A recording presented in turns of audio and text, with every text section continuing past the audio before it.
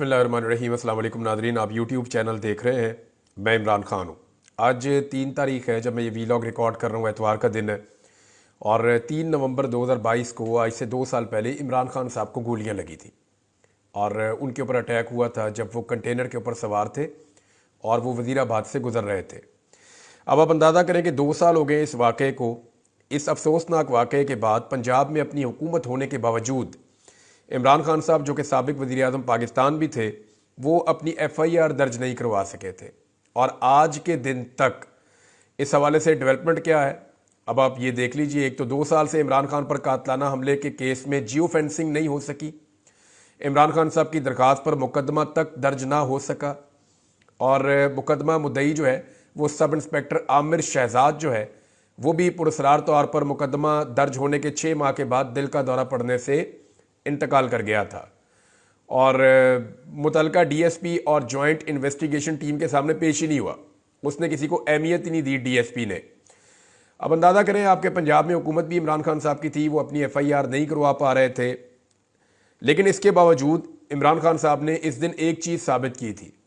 उन्होंने साबित किया था कि इमरान खान गुफ्तार का गाजी नहीं है। नॉर्मली हमारे यहाँ पे गुफ्तार के गाजी होते हैं ना, बड़ी बड़ी बातें करते हैं, बड़ी बड़ी डींगे मारते हैं, लेकिन फिर वो जब प्रैक्टिकली चीज़ें सामने आती हैं तो मुकाबला कर नहीं पाते। बहुत सारे गुफ्तार के गाजी पाकिस्तान में मौजूद हैं। नॉर्मली उनको रंगबाज भी कहते हैं ऐसे लोगों को, लेकिन इमरान खान ने बताया कि वो गुफ्तार का गाजी नहीं है। उसने गोलियां खाने के बावजूद जिस करैक्टर का उसने मुजाहरा किया, जैसे इमरान खान साहब ने बाहर आकर अपने लोगों को हौसला दिया, जख्मी हालत में निकलकर मुक्का लहराया, ये सारी चीज़ें आम आदमी नहीं कर सकता। इमरान खान ने ज़ुबान से नहीं कहा था कि मैं कुर्बानी दूंगा, बल्कि उसने कुर्बानी देकर दिखाई। और आज भी इमरान खान डटा हुआ अपने मौक़िफ़ के ऊपर। तमाम तर ऑफर्स के बावजूद और तमाम तर जुल्म और तशद्दुद के बावजूद उसने कहा मैं गिरफ्तार भी हो जाऊंगा, और वो हो गया। उसने कहा मैं आखिरी बंदा होऊंगा, मैं आखिरी सांस तक लड़ूंगा। तो वो आपको लड़ता हुआ नजर आता है। जब सारे हार मान जाते हैं, टूट जाते हैं, लोग मायूस हो जाते हैं, तो वो अकेला खड़ा रहता है। और ऐसा हमने एक दफ़ा नहीं, कई दफ़ा होते हुए देखा है। बहुत सारे तजर्बे किए इस निज़ाम ने, नए तजर्बे किए, जितने पुराने आजमूदा तरीके थे सारे इमरान खान पे पत्ते आजमा के देख लिए, लेकिन वो आदमी अपनी जगह से नहीं हिला। तो इमरान खान ने एक चीज़ साबित की थी, और आज से 2 साल पहले इसी दिन उस चीज़ के ऊपर मोहर भी लग गई थी कि ये आदमी आउट ऑफ द बॉक्स है, आउट ऑफ द सिस्टम है, आउट ऑफ सिलेबस है। इस आदमी को शिकस्त देने के लिए कुछ अलग करना पड़ेगा, आप दे नहीं पाएंगे। और अब ये समझ आ रही है कि इस सिस्टम में इतनी समझ बूझ ही नहीं है, इतनी कैपेसिटी नहीं है कि ये इमरान खान का मुकाबला कर सके। अभी तक तो मुकम्मल तौर पे ये नाकाम रहे हैं। अब एक और खबर नाज़रीन मैं आपको देता हूँ, और ये खबर बार बार क्योंकि छपती है और बार बार ये लफ्ज़ लिखा जाता है, तो मैं चाहता हूँ कि इस पर बात ज़रूर की जाए। जो लंदन का वाक़या है ना, पाकिस्तान का मीडिया जब इसको रिपोर्ट करता है ना, काजी फ़ायद ईसा के खिलाफ जब एहतजाज हुआ था, उस एहतजाज को जब भी पाकिस्तान का मीडिया रिपोर्ट करता है तो वो लंदन हमला इसको कहते हैं, कि लंदन में काजी फ़ायद ईसा पर हमला। क्या हमला इसे कहते हैं? यही पाकिस्तान की एस्टेब्लिशमेंट, पाकिस्तान का मीडिया, पाकिस्तान की रियासत है। जब अरशद शरीफ के ऊपर हमला हुआ, गोलियां चली, उन्हें शहीद कर दिया गया कीनिया में, तो ये इसको एक्सीडेंट करार देते थे। आपको याद है? ये कहते थे कि ये तो एक शनाख्त ना होने का मामला है और एक गलती हो गई है, एक एक्सीडेंटली अरशद शरीफ को शहीद कर दिया गया है। तो जहां पे कत्ल किया गया हमला करके, घात लगा के, वहां पे ये कहते थे कि एक्सीडेंट। और जहां पे सिर्फ चंद नारे लगाए गए या गाड़ी को थोड़ा सा लेट कर दिया गया निकलने के लिए, तो वहां ये कहते हैं कि हमला हुआ है। क्या बरतानिया इतना फारिग मुल्क है कि वहां पे एक शख्स पे हमला हुआ, गाड़ी के ऊपर अटैक हुआ, और बरतानिया में कोई केस ही नहीं बना? अभी तक बंदे ही गिरफ्तार नहीं हुए, उनके ऊपर कोई कार्रवाई नहीं हुई। तो ये इन्होंने मजाक बनाया हुआ है। हमारा अरशद शरीफ शहीद हो जाए तो वो एक्सीडेंट है, और इनके काजी फ़ायद ईसा के खिलाफ 2 नारे लग जाएं तो वो हमला है। यानी हम तो ऐसा लगता है कि अछूत है, हमारा लगता है इस मुल्क में स्टेक ही नहीं है, और ऐसा लगता है कि इस मुल्क का निज़ाम या रियासत ये मान चुकी है कि बाकी सारे लोग कीड़े मकोड़े हैं, और सिर्फ यहां पे जो अशराफिया है उनका राज है इस मुल्क में। जो एक सिस्टम के अंदर रह के सिस्टम के लिए काम करेगा, उसके लिए सब कुछ अवेलेबल है। और जो सिस्टम के बाहर रहकर सिस्टम को चैलेंज करेगा उसके लिए मुल्क को जहन्नुम बना देंगे, चाहे पूरा मुल्क ही जो है वो इस सिलसिले में शामिल हो। यानी इस वक्त पाकिस्तान का वो कौन सा आदमी है जो टारगेट के ऊपर नहीं है? जो आदमी निकलता है, आवाज उठाता है, उसको उठाते हैं, जेल में डाल देते हैं। तो मैं एक दफा फिर ये जुमला कहना चाहूंगा और ये बड़ी क्लैरिटी के साथ मैं कह रहा हूं कि हमारा अरशद शरीफ शहीद हो जाए हमले में तो उसको ये एक एक्सीडेंट करार देते हैं। और इनका काजी फायद ईसा सिर्फ 2 नारे सुन ले, लोग एहतजाज करें तो उसको ये हमला करार देते हैं। लेकिन अंदाजा कीजिए कि एक मुल्क कीनिया और एक मुल्क बरतानिया है। बरतानिया में काजी फायद ईसा के ऊपर हमले का कोई सबूत मौजूद नहीं है, ना हमला, वहां कोई कार्रवाई हुई कानूनी तौर पे हम इसको कह नहीं सकते। और कीनिया में बिल आखिर वहां की अदालत ने साबित किया कि वो एक हमला था, वो एक ज्यादती थी और वो एक हादसा नहीं था। तो बाहर हमें इंसाफ मिल रहा है, लेकिन पाकिस्तान के अंदर अब तक हमें इंसाफ नहीं मिल रहा। कैप्टन सफदर ने नादरीन एक स्टेटमेंट दिया और जब भी कभी शरीफ खानदान भगौड़ा बनता है या पाकिस्तान से निकलने की कोशिश करता है और ये बाहर के रास्ते ढूंढते हैं, तो उस वक्त कैप्टन सफदर इनकी ऐसी तैसी फेरना शुरू कर देते हैं। कैप्टन सफदर साहब का स्टेटमेंट बड़ा सादा है, लेकिन कहानी पूरी सुना दी उन्होंने कहा जी, नवाज शरीफ साहब को मानसेरा के इलेक्शन में उन्होंने हराया जो नवाज शरीफ को लंदन से पाकिस्तान लेकर आए थे। अब ये वो एस्टेब्लिशमेंट को एक्चुअली कह रहे हैं, इसमें ये भी कह रहे हैं कि आप सलूट मारें एक खास जगह के ऊपर, अवाम में आपकी मकबूलियत है या नहीं है, आपको 47 का फार्म पकड़ा दिया जाता है। अब एक तो देखिए वो सियासतदान है, उसके अंदर एक दुख है कि मानसेरा की सीट वो हार गए। नवाज शरीफ साहब ने बड़ी बेइज्जती की है कि कैप्टन सफदर साहब वो आपकी जिम्मेदारी लगाई थी और मानसेरा से मैं इलेक्शन हार गया हूं, तो बड़ी टका के उनकी रुसवाई हुई है, तो उसका वो गम नहीं भूल पा रहे और वो ये तस्लीम करने को तैयार नहीं है कि मानसेरा से भी नवाज शरीफ इलेक्शन हार सकता है। लेकिन एक सच बोल गए वो इसके अंदर, उन्होंने ये इल्जाम डाला एस्टेब्लिशमेंट के ऊपर और साथ ये भी कह दिया कि एस्टेब्लिशमेंट ही नवाज शरीफ को बरतानिया से पाकिस्तान लेकर आई थी इलेक्शन लड़ाने के लिए। तो नवाज शरीफ को लाया तो गया था वजीर आजम बनाने के लिए, लेकिन मामू बना दिया मियां नवाज शरीफ साहब को। और वो कैसे? अब अंदाजा करें कि मियां नवाज शरीफ साहब के ऊपर यह वक्त आ गया है कि मरियम औरंगजेब उनके बयानात की तरदीद कर रही है। यानी मरियम औरंगजेब, नवाज शरीफ साहब एक स्टेटमेंट देते हैं और उस पर मरियम औरंगजेब कहती है नहीं झूठ बोल रहे हैं, ऐसा कुछ नहीं है। यानी नवाज शरीफ साहब ने अमेरिका में कहा कि पीआईए को पंजाब हुकूमत खरीदने का इरादा रखती है। अमेरिका से मियां नवाज शरीफ साहब ट्रेवल करके बरतानिया पहुंचे।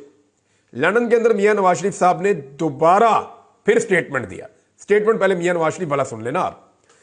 नवाज शरीफ ने कहा कि पंजाब हुकूमत की जानिब से पाकिस्तान इंटरनेशनल एयरलाइन की खरीदारी पर नवाज शरीफ ने संजीदगी का इशारा दे दिया। साबिक वजीर आजम नवाज शरीफ ने लंदन पहुंचने पर मीडिया से गुफ्तगू करते हुए कहा कि उनकी बेटी वजीर आला पंजाब मरियम नवाज अच्छा काम कर रही है। पीआईए के हवाले से उनसे बात की थी, इस हवाले से मजीद काम करने का हमारा इरादा है। इस मंसूबे पर अमल हो जाए तो मुल्क को एक अच्छी एयरलाइन मुयस्सर आ जाएगी। यानी पंजाब हुकूमत जो है वो ये एयरलाइन खरीदना चाहती है। नवाज शरीफ साहब का मौक़िफ़ है जी। अब इसकी तरदीद कौन कर रहा है? मरियम औरंगजेब। यानी आप अंदाजा करें कि नवाज शरीफ साहब के इतने बुरे दिन आ गए हैं कि नवाज शरीफ साहब एक स्टेटमेंट देंगे और उस स्टेटमेंट की नफी कौन करेगा? मरियम औरंगजेब। अब सुने आप मरियम औरंगजेब क्या कह रही हैं। ये जियो के ऊपर छपी हुई खबर, वहां से पढ़ के सुनाता हूं। पंजाब हुकूमत पीआईए नहीं खरीद रही, ये हेडलाइन है जी। और मरियम औरंगजेब ने कहा कि हुकूमत पंजाब पीआईए नहीं खरीद रही, झूठी खबर फैलाई जा रही है।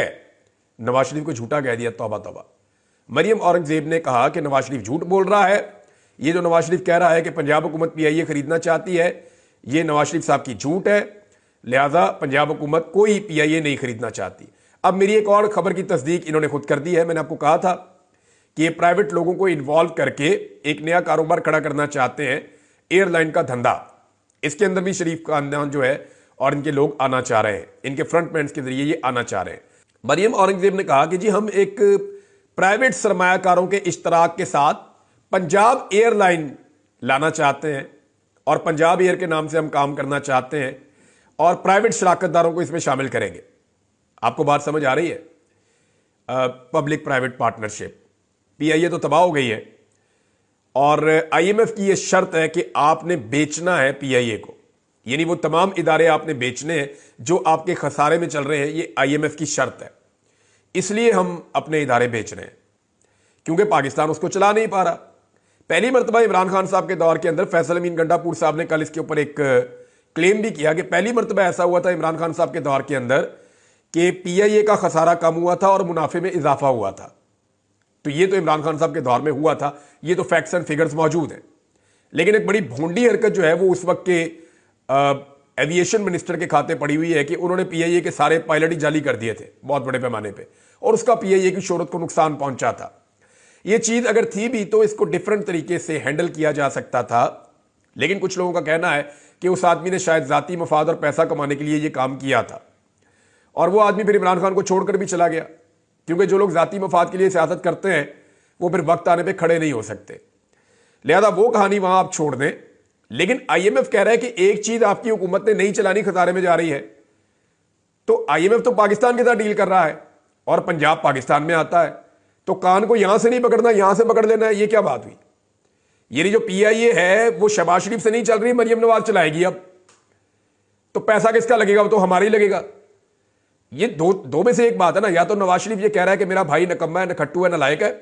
मैं भी नकम्मा था, नखट्टू था, नालायक था। हम लोग 40 साल पीआईए को नहीं चला सकते, हमने उसका बेड़ा गर्क कर दिया। अब जो हमारी बेटी है ना वो बहुत अच्छी है, वो इसको चला देगी। या तो ये बात है, या ये आईएमएफ को पागल बना रहे हैं कि जनाब ठीक है, वफाकी हुकूमत से लेके हमने खरीद लिया जी, हमने बेच दिए, वो अब एक सूबे ने खरीद लिए। भाई वो सूबा भी तो आईएमएफ के पैसों भी चल रहा है। कान को आप यहां से पकड़े या यहां से पकड़े, बात तो एक ही है। और दूसरा, ये जो प्राइवेट लोगों के साथ मिलकर नई एयरलाइन लाना चाह रहे हैं ना, ये भी आने वाले दिनों में मामला खुलेगा कि इसके अंदर कौन कौन से इन्वेस्टर्स हैं और किस किस्म का कंसोर्शियम बनाया जा रहा है। पहले इनका इरादा था पीआईए को हड़पने का। जब खैबर पख्तूनख्वा की हुकूमत बीच में पड़ी कि हमें दे दे, तो फिर पीआईए हड़पने का जो इनका जो इरादा था वो काफी हद तक उसके ऊपर ओस पड़ गई है। अब हालत इनकी ये है कि मरियम नवाज साहिबा 5 तारीख को अपने इलाज के लिए बरतानिया तशरीफ ले जा रही हैं। ये मैं आपको खबर दोबारा बता देता हूं कि मरियम नवाज साहिबा 5 नवंबर को बरतानिया जाएंगी। ये खबर डॉन अखबार में छपी है। और उनको जो बीमारी लगी है जिसके इलाज के लिए वो जा रही हैं वो गले की इन्फेक्शन। ये नॉर्मली लाहौर में आप चले जाए हर दूसरे बच्चे को हुई हुई है। गले की इन्फेक्शन जो है वो आपको हर घर के अंदर कोई 1 2 4 बंदे मिल जाते हैं गले के इन्फेक्शन वाले। खासतौर पे स्मोक के दिनों में ये ज़्यादा प्रॉब्लम हो जाता है। लोगों को फ्लू हो जाता है, लोगों को हेडेक होती है, साथ में लोगों को ये गले की इन्फेक्शन हो जाती है। तो गले की बीमारियां ईएनटी स्पेशलिस्ट जगह जगह गलियों में, मोहल्लों में, क्लिनिक्स के ऊपर, अस्पतालों के अंदर बैठे हुए धड़ाधड़ लोगों को दवाइयां दे रहे हैं। तो इस सीजन में ये होता है। तो मरियम नवाज साहिबा जनाब अखबारी रिपोर्ट के मुताबिक अपने गले की इन्फेक्शन का इलाज करवाने के लिए बरतानिया जा रही हैं। अब ये वो खानदान है जिसकी 40 साल हो गए हैं, वो इस सूबे के ऊपर हुकूमत कर रहा है, इस मुल्क पे हुकूमत कर रहा है। तीसरी नस्ल की इनकी सियासत चल रही है। सूबा ज्यादातर इन्हीं के कंट्रोल में रहा है। एक ही खानदान का ये चौथा वजीर आला है, यानी वजारत उज़्मा इनके पास 5 दफा रही है। वजारत उज़्मा, हाँ, इनके पास वजारत उज़्मा 5 दफा रही है और वजारत आला इनके पास 6 दफा रही है इस सूबे की। मगर गले के इन्फेक्शन का इलाज इन्होंने बरतानिया से करवाना है। यास्मीन राशिद साहिबा कैंसर की पेशेंट है, जेल में बंद है, इनके वालिद को बदतरीन शिकस्त दी हुई है। वो पाकिस्तान के इलाज के अंदर, अस्पताल के अंदर इलाज नहीं करवा रही, वो जेल के अंदर अपना इलाज जारी रखे हुए। बहुत इमरजेंसी होती है तो बाहर आके अस्पताल में पहुंचती है। इमरान खान को गोलियां लगी, बदतरीन हादसा हुआ था उनके साथ 2013 में जब वो क्रेन से गिर गए थे नीचे, लिफ्टर से। बदतरीन हादसा हुआ था। उस वक्त वो पाकिस्तान से बाहर इलाज करवाने नहीं गया। इमरान खान साहब को गोलियां लगी, सबने कहा वो इलाज करवाने के लिए पाकिस्तान से बाहर नहीं गया।